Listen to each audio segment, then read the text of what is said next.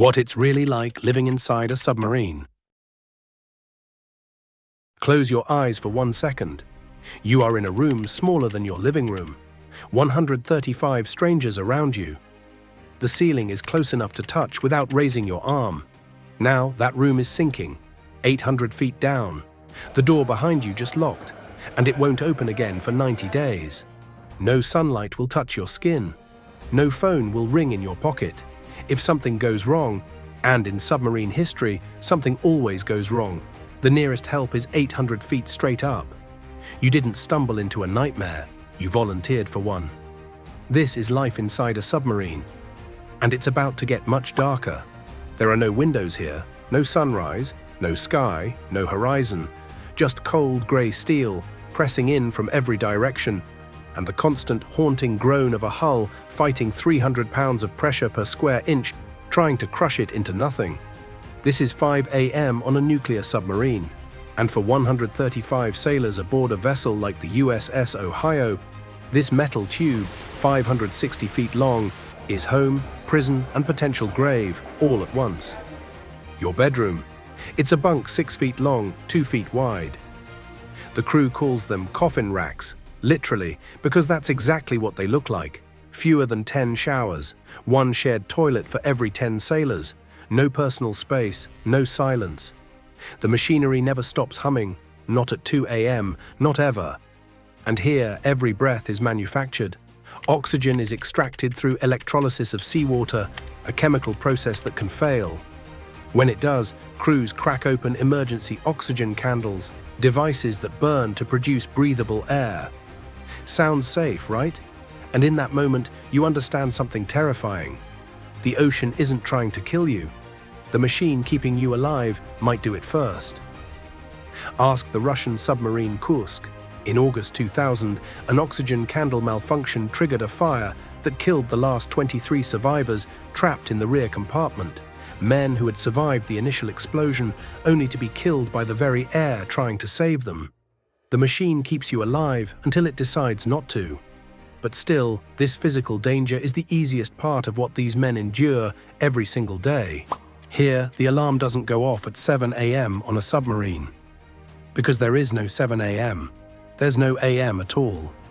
Submarine crews don't follow the 24-hour cycle that the rest of humanity has operated on since the beginning of time.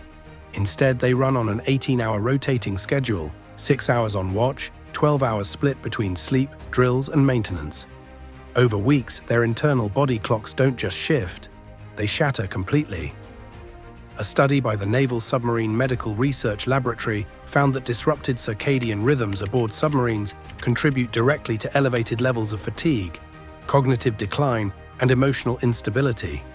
Conditions that, in an environment surrounded by nuclear weapons and pressure-sensitive systems, aren't just uncomfortable, they're catastrophic. So what keeps morale alive down here? Food. The US Navy deliberately serves the best food in the entire military on submarines. A calculated psychological strategy. Fresh vegetables, real meat, even ice cream, but only for the first 2 weeks. After that, every meal comes from a can, a freezer, or a vacuum-sealed pouch, for up to 90 days straight. Documented accounts from Foxtrot-class patrols in the 1970s describe sailors rationed on black bread and canned fish for months. By the 7th week, psychological breakdowns weren't rare, they were expected. One 1975 patrol report described a sailor requiring full physical restraint after a mental episode. Deep in enemy waters, with no medical help and nowhere to surface. Up to 40% of submariners report significant psychological stress during long deployments. And just when you think you understand the danger, the submarine reveals the one threat no training can prepare you for. Propulsion, navigation, life support, reactor cooling, weapons management, communications. Every single one is mission critical, every single one can fail. And when one fails, 800 feet underwater, there is no rescue team coming, no Coast Guard helicopter, no emergency exit. The nearest help is literally a world away. A single uncontrolled flood at depth can sink a submarine in under 3 minutes. In 1963, the USS Thresher, America's most advanced nuclear submarine at the time, dove for a routine test off the coast of Cape Cod. It never came back up. All 129 men aboard were killed. The investigation later revealed the catastrophic cause was a faulty pipe joint. A piece of hardware smaller than a human hand had failed under pressure, triggering a flooding sequence the crew couldn't stop. A pipe joint. 129 men. Gone. Then there's the ARA San Juan, an Argentine submarine that disappeared in November 2017 with 44 crew members aboard. Search teams scoured the South Atlantic for an entire year. When they finally found it, lying 3,000 feet underwater, the hull had been completely imploded by pressure. 44 people compressed into silence by the weight of the ocean itself. We panicked over a slow Wi-Fi connection. These men are patching a flooding submarine 800 feet underwater with their bare hands. Comment on the last thing you genuinely panicked about. Since 1945, at least 20 submarines have been lost at sea globally, most with 0 survivors. This is why every single day, without exception, submarine crews run damage control drills, simulating fires, floods, electrical failures, reactor emergencies. Not because a disaster might happen, because in the history of submarines, it always eventually does. But what makes these men truly extraordinary? They know all of this. They've memorized every statistic, every disaster, every name on every memorial, and they still climb down that hatch every morning. One could ask why. This can't be your passion only. These men are babysitting the apocalypse. A single Ohio-class submarine carries up to 24 Trident II-D5 ballistic missiles. Each missile holds up to 8 independently targetable nuclear warheads. Do the math. 1 submarine, 1 captain, 1 launch order, and roughly 192 nuclear warheads are airborne. According to the Federation of American Scientists, 2023, the combined destructive yield of 1 fully loaded Ohio-class submarine is approximately 7 times the total firepower used in all of World War II. Every bomb, every city, every life lost, 7 times over. Sitting quietly, beneath the waves, and the men carrying this weight eat breakfast 10 feet from it. They sleep next to it.